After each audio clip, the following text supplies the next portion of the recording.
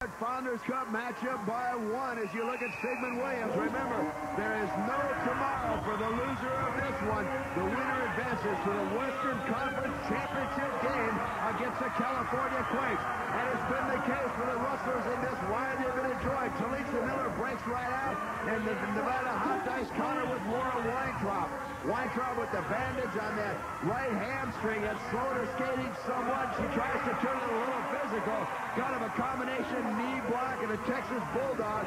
Takes Miller down. Weintraub very quick, gets back up to her skates and tries to close on the puck as she takes the curve low and goes in high. Trying to pick up speed. She's got those arm pumping. That's reminiscent of that women's college hockey background. A good shot. That fall really cost her. She still has almost half a lap to make up on the pack. Remember, the WSL, you must lap the entire pack before you can score. Now dropping back is Katie Cooper for the Kerry Johnson rather, for the Texas Rustlers. And Weintraub with a hockey spin move goes right by, puts 1 point on the board, ties the score, and we run out of time. So this jam ends, and we're back not at all even at 9. Well, Laura Weintraub did a great job there to score the points, and here was a great move. But I have to comment that it seems like the referees are letting these guys play. They're not going to let penalty minutes and power plays determine the outcome. Laura Weintraub was beat on a little bit at the beginning of that jam to break out. Referees didn't call a penalty. We'll see how that power, that ability to play with power is going to play out to the rest of this wild card game. And right there you see Kerry Johnson give the big whip to Laura Heiser out of Cummings, Georgia, 5'10", 132, and coming right up very quickly is Mindy Smith for the Nevada Hot Dice. Smith, the fastest of the Dice women, very quickly catches up to Heiser. Heiser with a knee slows her down. Both women go high on the track, and now Smith returns the favor with the knee.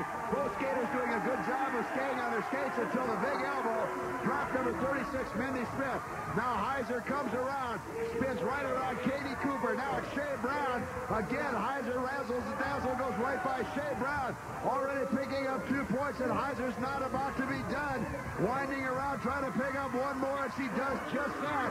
As she goes by one of the other Hot Dice, number 37, Mandy Osborne. And now finally, Laura Heiser cuts off the jam, but not before picking up 3 big points to move her team out in front by 3. But I have to question what Mindy Smith was doing, Ken. She's a much faster skater than Laura Heiser, but she's also much smaller. She should have tried to stay away from her. Instead, she went after her, and obviously the more power, the bigger girl, Laura Heiser, took her down, allowed her to come around, score the points, and get the Rustlers back ahead in this game.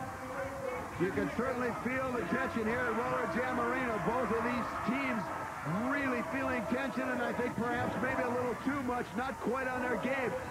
Right now you've got Kim Hart, 5'6", 130, out along with Talisa Miller, 5'6", 140. The two jammers, the most physical jammers for their respective teams, and the turn 2 go-to jammers. And the big elbow from Miller has little effect. Oh, the elbow has her right over the railing. Buddy, look at that wide-open style of Kim Hart. Is that a good thing or a bad thing? Well, I'll tell you what. It was a good thing in that position, or that situation. And there is another shot. Big elbow drops Renee Blevins. Kim Hart taking this one right now. This is the 3rd Texas Rustler she has single-handedly dropped. Kim Hart trying to get her team back in. This one finally goes down, but not before she put 3 points on the board. And once again, we are tied at 12 as Kim Hart celebrates, and rightfully so. Well, we've been talking about the power play on behalf of the women, Ken. Right there at the end, I think Kim Hart ran out of gas because she took a little bit of it on the chin herself. But you're right. These guys realize winners go on, losers go home. Kim Hart pulled out all the stops on that jam. At the end, she even had enough left to even flash the crowd a little smile, Ken. If you just joined us, this is the Founders Cup wild card matchup, the Texas Rustlers and Nevada Hot Dice. We are all tied at 12, and it's the same matchup again, but this time a different result as Talisa Miller sends Kim Hart out and over the railing.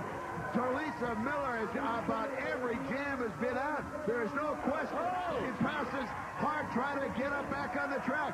Miller must have said to her teammates, just climb on my lead and I will bring you home. The Rustlers have set their sights on the Founders Cup, and they have been on a big roll. Now you see her go past Laura Weintraub. Weintraub tied up at the top of the track. Talisa Miller now reaches back, takes the whip from her teammate Pam Hutchinson.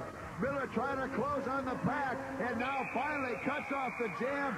picking up 2 points to move Texas back out in front by 2. That Albert Joelle has informed me is her 6th point of the game. Well, Talisa Miller was a runaway freight train there, Ken. But you have to ask yourself, how long can she last with this kind of effort she's showing? We've seen her blocking. We've seen her jamming. Obviously, we've seen her scoring. She's got to be getting tired, and will she have enough left before she runs out of gas? There's a spark plug for the Texas Rustlers, Renee Blevins, but certainly the go-to player. And for my money, if we had a Player of the Game award right now, you'd certainly have to give it to Talisa Miller because you brought up a very good point. She has been all over the track. She has been blocking. She has been scoring and certainly physically been more than willing to give up her body. Now it's Mindy Smith coming out for the hot dice in green and white, followed by Laura Heiser, the Texas Rustlers, in the beige and red. A very, very tight game. Texas up by 2. 14-12 as we're coming up on the end of the third period in this wild card matchup. And everybody going out uncharacteristically. Mindy Smith reaches down with a trip. We'll have to see if the referees caught it. She may well have gotten away with something as now that speed closes in on the pack. Number 48 for the Rustlers, back to Lisa Miller. And who else? But this time now Smith again. Her skate hit the infield, but she got back up very quickly. Heads up play as everybody's head is in this game, and well, they need to in this wild card matchup. Mindy Smith rolls through the pack, goes back around Laura Heiser, and again now they tie it up against the rail as we run out of time in this period. But it's 3 points for Mindy Smith and Nevada Hot Dice as they move out in front by a score of 15-14. It's still anybody's matchup. We'll be back with the men right after this. The Nevada Hot Dice 15, the Texas Rustlers 14. There is no doubt in that third period, Kim Hart and Mindy Smith really stepped up their game to put the Dice in the lead by 1.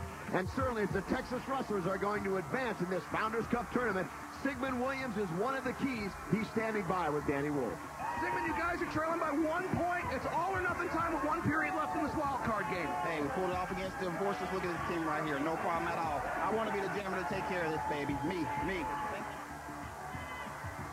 I'll tell you what, I don't argue with that kind of thinking. There's nothing wrong with wanting the ball at crunch time. That's what the Texas Rustlers have lacked, and I think that's what that stunning upset over the Enforcers gave them as we start the fourth period of this Western Conference wild card matchup.